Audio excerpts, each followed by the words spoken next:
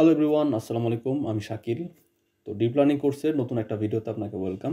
আজকের এই পার্টিকুলার ভিডিওতে আমি মূলত কথা বলবো basic architecture of recurrent neural network নিয়ে। ওকে, তো আমি প্রিভিয়াসলি বলছি যে মূলত রিকারেন্ট নিউরাল নেটওয়ার্ক আসলে বাই ডিজাইন মানে এমনভাবে ডিজাইন করা হয়েছে এবং রিকারেন্ট নিউরাল নেটওয়ার্কের ভিতরে এমন কিছু ফিচার আছে যে ফিচারগুলো মূলত কোনো একটা সিকোয়েন্স ডেটা বা কোনো একটা টাইম রিলেভেন্ট ডেটা বা টেম্পোরাল ডেটা নিয়ে কাজ করার জন্য সুইটেবল। রিকারেন্ট নিউরাল নেটওয়ার্কের যে বেসিক আর্কিটেকচার, সেই আর্কিটেকচারের দিকে যদি তাকাই, আমি টোটাল চারটা কম্পোনেন্ট নিয়ে কথা বলবো। প্রথম হচ্ছে এক্স, একটা হচ্ছে এইচ, এ এবং ওয়াই। তো এই যে চারটা কম্পোনেন্ট আমরা দেখতেছেন, আসলে রিকারেন্ট নিউরাল নেটওয়ার্ক কিন্তু একটা সাইকেলিক আর্কিটেকচার। ওকে, তো এই সাইকেলিক আর্কিটেকচার হওয়ার কারণেই এ মূলত আসলে ট্রেডিশনাল যে আর্টিফিশিয়াল নিউরাল নেটওয়ার্ক তার থেকে কিন্তু আলাদা। ওকে, তো এই সাইকেলিক আর্কিটেকচারের কোন পার্টকে আসলে কি বলা হয় এটা যদি একটু দেখি, তাহলে আমরা সব সময় একটা জিনিস মাথায় রাখতে হবে, রিকারেন্ট নিউরাল নেটওয়ার্ক মানেই হচ্ছে ও আসলে টাইমের উপর বেচ করে বা টাইম রিলেভেন্ট বা টাইম স্টেপের উপর বেচ করে কাজ করে। ওকে, সো দ্যাট এখানে এক্স যদি আপনি বলেন, তাহলে আপনি শুধু ইনপুট বলতে পারবেন না, আপনাকে বলতে হবে যে ইনপুট অ্যাট টাইম স্টেপ টি। ওকে, সো টাইম স্টেপের ভ্যালু 0 হইতে পারে, 1 হইতে পারে, 2 হইতে পারে, 3 হইতে পারে, এন সংখ্যক হইতে পারে। ওকে, সো শুধুমাত্র ইনপুট বলা যাবে না, বলতে হবে ইনপুট ইন টাইম স্টেপ টি। ওকে, তো এটা হচ্ছে কি ইনপুট।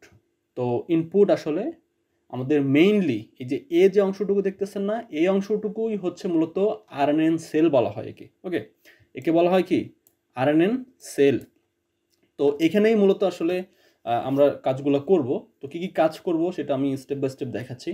আর দেখেন, আমরা ইনপুট দিলাম, ইনপুটের সাথে অবশ্যই একটা ওয়েট থাকবে। আমরা ক্যালকুলেশন করব, করার পরে আমরা এখানে দুইটা কাজ করব। একটা হচ্ছে আমাদের আউটপুট দিব, সেটা হচ্ছে ওয়াইটি, যেটা আমরা আউটপুট পাবো। আর আরেকটা হচ্ছে আমাদের হিডেন স্টেটকে আপডেট করতে হবে। ওকে, তো ইনিশিয়ালি মানে অ্যাট দ্য ভেরি বিগিনিং আমাদের যে হিডেন স্টেট, সেই হিডেন স্টেটের ভ্যালু সাধারণত শূন্য ধরা হয় বা খুবই একটা ছোট সংখ্যা ধরা হয়, সো দ্যাট আপনি এটা বলতে পারেন যে ইনিশিয়ালি আসলে হিডেন স্টেটের ভ্যালু আসলে শূন্য বা ধরা হয় না নর্মালি। আর তারপরে বা নেক্সট স্টেপ থেকে আসলে এই হিডেন স্টেটটাকে আপডেট করা হয় এবং তারপরে দুইটা ভ্যালু ধরে কাজ করা হয়, একটা হচ্ছে হিডেন স্টেট, একটা হচ্ছে কি ইনপুট। ওকে, তো ইনিশিয়ালি এক্স আসবে। ওকে, এক্স আসবে এবং আমরা ওয়েটের সাথে এক্স এর ভ্যালুটা গুণ করব। গুণ করার পরে আমরা সেক্ষেত্রে আমরা প্রথমে এইচটি বা হচ্ছে হিডেন স্টেটটাকে আমরা আপডেট করব।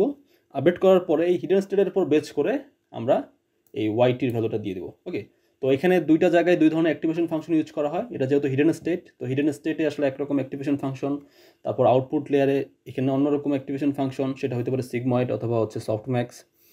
আর হিডেন স্টেটে আমরা সাধারণত 10H ইউজ করতে পারি। ওকে, এটা হচ্ছে কি একেবারেই বেসিক রিকারেন্ট নিউরাল নেটওয়ার্কের যে আর্কিটেকচার, সেটা নিয়ে কথা বলতেছি আমি। ওকে, তো আমাদের মনে রাখতে হবে যে মেইনলি চারটা জিনিস এখানে, একটা হচ্ছে ইনপুট, একটা হচ্ছে আরএনএন সেল, একটা হচ্ছে হিডেন স্টেট, একটা হচ্ছে কি আউটপুট। ওকে, তো এটা যদি আপনি ভালোভাবে বুঝেন, তাহলে আমরা যদি একটা আরএনএন বা রিকারেন্ট নিউরাল নেটওয়ার্ককে আনফোল্ড করি, তাহলে মানে ওর ভিতরে আসলে কী ধরনের অপারেশন হয় সেটা বোঝা আপনার জন্য সহজ হয়ে যাবে। ওকে, তো তাহলে আমরা এটা দেখতে পারি যে এএনএন এবং আরএনএন এর মধ্যে আসলে মানে মেজর ডিফারেন্সগুলো কী কী।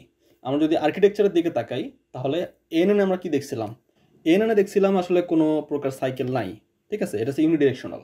আর আরএনএন এর মধ্যে একটা লুপ থাকে, লুপের মতো। ঠিক আছে, সো দ্যাট এটা আর্কিটেকচারের দিক থেকে আলাদা। আর ডেটা হ্যান্ডেলিংয়ের দিক থেকে যদি আমরা চিন্তা করি, সেক্ষেত্রে এএনএন এর মধ্যে আসলে প্রতিটা ইনপুট আসলে ইন্ডিপেন্ডেন্টলি আসলে আমরা রিসিভ করছিলাম, x zero, X1, X2, X3 এভাবে। আর আরএনএন এর মধ্যে আসলে এভাবে না, আরএনএন এর ভেতরে প্রতিটা আসলে সিকুয়েন্সিয়ালি নেবে এবং এক একটা করে ইনপুট আসবে এবং তার সাথে প্রিভিয়াস স্টেপের যে হিডেন স্টেট, তার সাথে একটা রিলেশন আছে। ঠিক আছে, সো দ্যাট ডাটা হ্যান্ডেলিংয়ের প্রসেসটা আসলে আলাদা। দেন আপনি যদি টাস্ক সুইটেবিলিটির কথা চিন্তা করেন, সেক্ষেত্রে এএনএন আসলে গুড ফর ডাটা পয়েন্ট বা সিএসবি ডেটা নিয়ে যদি কোনো কাজ করেন বা কোনো একটা ইমেজ নিয়ে কাজ করেন বা কোনো একটা ক্লাসিফিকেশন টাস্ক করেন বা রিগ্রেশন টাস্ক করেন, এর জন্য খুবই ভালো।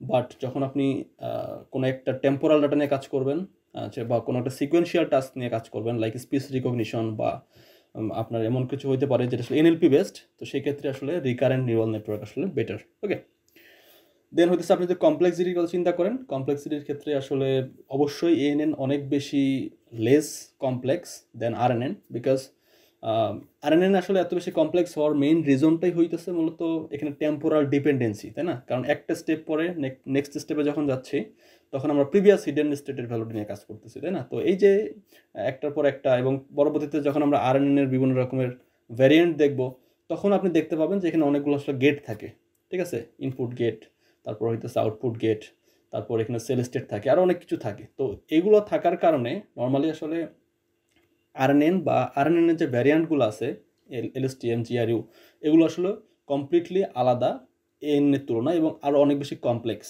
ওকে, সো এদের টাস্ক বলেন সব দিক থেকেই ANN এবং RNN কমপ্লিটলি আলাদা, ঠিক আছে?